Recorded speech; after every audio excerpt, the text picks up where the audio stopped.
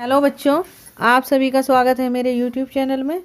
बच्चों, जो आज आपकी वर्कशीट है हिंदी की कक्षा 9 और कार्यपत्रक है आपका 80 यानी वर्कशीट नंबर, और डेट है आपका 1 फरवरी 2021।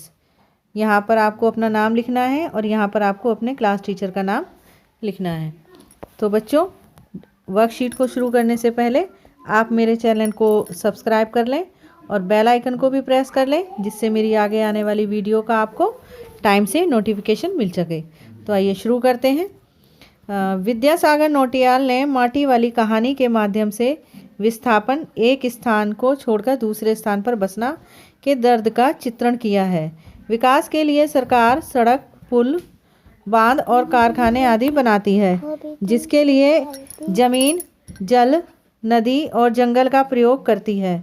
उस जमीन पर आश्रित बहुत से लोगों को अपनी पहचान, जन्मभूमि, रोजी रोटी को छोड़कर दूसरी जगह पलायन करना पड़ता है, जिससे उन्हें बहुत सारी समस्याओं का सामना करना पड़ता है। इस कहानी में दिखाया गया है कि टिहरी के एक गांव की गरीब बुढ़िया माटी को बेचकर किसी तरह अपने परिवार का पालन पोषण कर रही है, किंतु बिजली, पानी और सिंचाई के लिए बांध बनने के कारण उसे उस जगह को गांव के लोगों के साथ छोड़ना पड़ता है।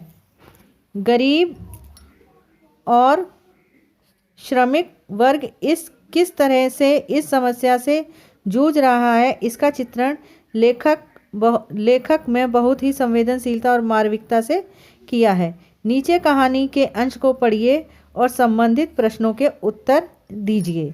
तो ये है नीचे कहानी।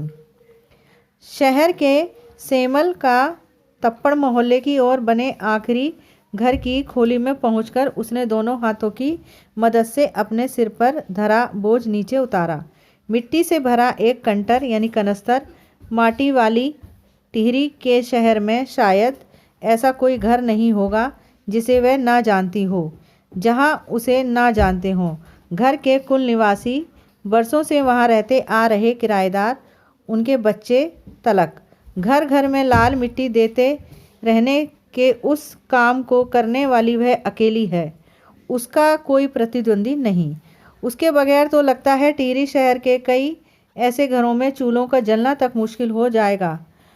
वह ना रहे तो लोगों के सामने रसोई और भोजन कर लेने के बाद अपने चूल्हे चौके की लिपाई करने की समस्या पैदा हो जाएगी। भोजन जुटाने और खाने की तरह रोज एक समस्या। घर में साफ लाल मिट्टी तो हर हालत में मौजूद रहनी चाहिए।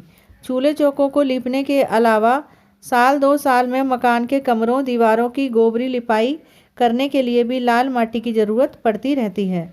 शहर के अंदर कई माटी खाना है नहीं। भागीरथी और भिलंगाना 2 नदियों के तटों पर बसे कुछ शहर की मिट्टी इस कदर रेतीली है कि उससे चूल्हों की लिपाई का काम नहीं किया जा सकता। आने वाले नए किराएदार भी एक बार अपने घर के आंगन में उसे देख लेते हैं तो अपने आप माटी वाले के ग्राहक बन जाते हैं। घर घर जाकर माटी बेचने वाली नाटे कद की एक हरिजन बुढ़िया माटी वाली। तो बच्चों, ये थी कहानी माटी वाली बुढ़िया की। तो अब शुरू करते हैं इसके प्रश्न। देखिए प्रश्न कौन कौन से हैं। इस पाठ के लेखक हैं, ये आपके प्रश्न हैं। प्रश्न 2, प्रश्न 3, प्रश्न 4, 5, 6, 7 प्रश्न इसमें दे रखे हैं। तो शुरू करते हैं प्रश्नों के उत्तर से। तो पहला प्रश्न है, इस पाठ के लेखक हैं का ऑप्शन ईश्वर चंद्र विद्यासागर, दूसरा विद्यासागर नौटियाल और तीसरा ऑप्शन है शमशेर बहादुर सिंह, ऑप्शन 4 प्रेमचंद। तो उत्तर है इसका विद्यासागर नौटियाल। प्रश्न 2, माटी वाली कहाँ रहती है? उत्तर है माटी वाली टिहरी शहर में रहती है। प्रश्न 3 है, माटी वाली क्या काम टिहरी करती है? ये प्रश्न जो है यहाँ पर गलत है। माटी वाली क्या काम करती है? तो माटी वाली टिहरी शहर के घर घर में लाल मिट्टी बेचने का काम किया करती है। प्रश्न 4 है, आपके विचार से मिट्टी का क्या क्या उपयोग हो सकता है? उत्तर है मिट्टी से हम मिट्टी के बर्तन, खिलौने, गमले, सजावट के सामान आदि बना सकते हैं। उसके बाद है प्रश्न 5 का उत्तर, माटी वाली की तरह जंगल और मिट्टी पर जीविका चलाने वाले लोगों के बारे में लिखिए। उत्तर है जंगल और मिट्टी पर जीविका चलाने वाले लोग मेहनती और ईमानदार होते हैं। जंगल में रहने वाले लोग अपनी जीविका जंगल से प्राप्त होने वाले साधनों जैसे फूल, पत्ते, फल, सूखी लकड़ियाँ आदि बेचकर चलाते हैं। मिट्टी पर जीविका चलाने वाले लोग मिट्टी से बनाए गए अपने बर्तनों, खिलौनों, सजावटी सामान और गमलों आदि को शहरों में बेचकर अपनी आजीविका चलाते हैं। उसके बाद है प्रश्न 6। जहां आप जीवन भर रहते आए हैं, यदि किसी